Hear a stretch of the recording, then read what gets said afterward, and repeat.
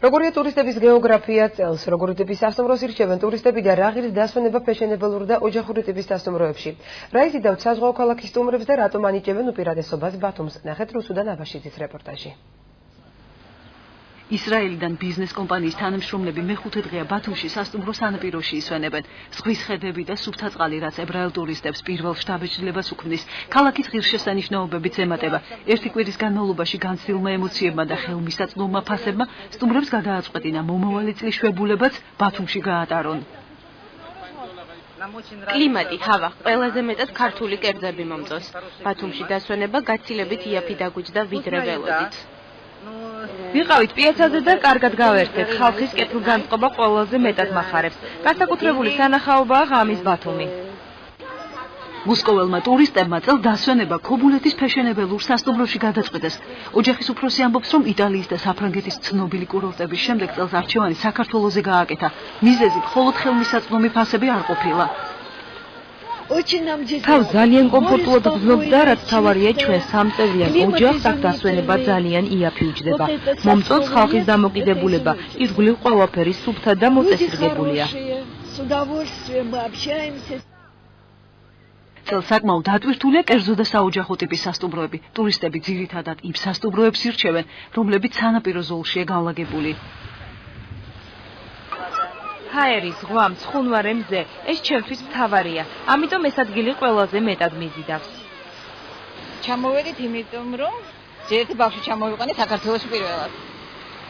გაეცნოს თავის ქვეყანას და თავის სამშობლოს. შემდეგ ძალიან მაინტერესებდა ზღვაზე იმდენად ბათუმი და უკვე დელფინარიუმშიც ვიყავით. თითინათელაში ყოველ დღე ვარ. მოწონს უზომოდ. და საერთოდ ძალიან კარგად ვისვენებ. უცხოელების დიდნაკად სასტუმროების მფლობელები აგვისტოდან ელოდებიან. ახლა ქობულეთის კერძო ტიპის სასტუმროები ძირითადად ადგილობრივი ტურისტებითაა დატვირთული.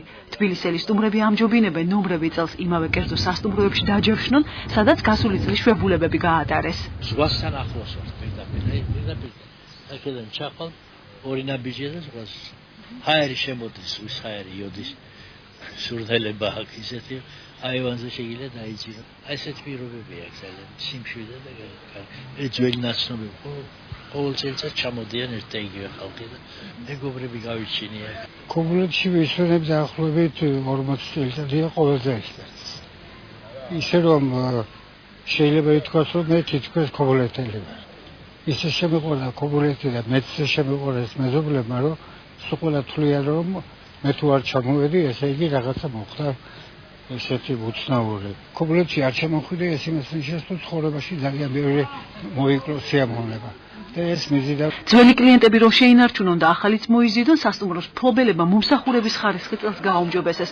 ქობულეთში ერთი დღე სამჯერად იკვებით ოჯახურ სასტუმროში დამსვენებელს 25 ლარი უჯდება, თუმცა სასტუმროს მეპატრონეები ამბობენ, რომ წელს ტურისტების რიცხვის გაზრდა კიდევ ერთმა ფაქტორმაც განაპირობა.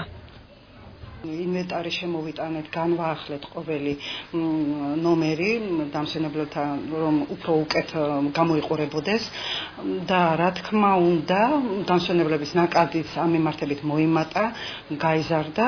გასაწყობთან შედარებით ამას ხელი შეუწყო, რომ ირგვლივ საერთოდ ყველაფერი გაალამაზდა, გამშვენიერდა, მოსასვლელი ადგილები, ქუჩები მოწესრიგდა.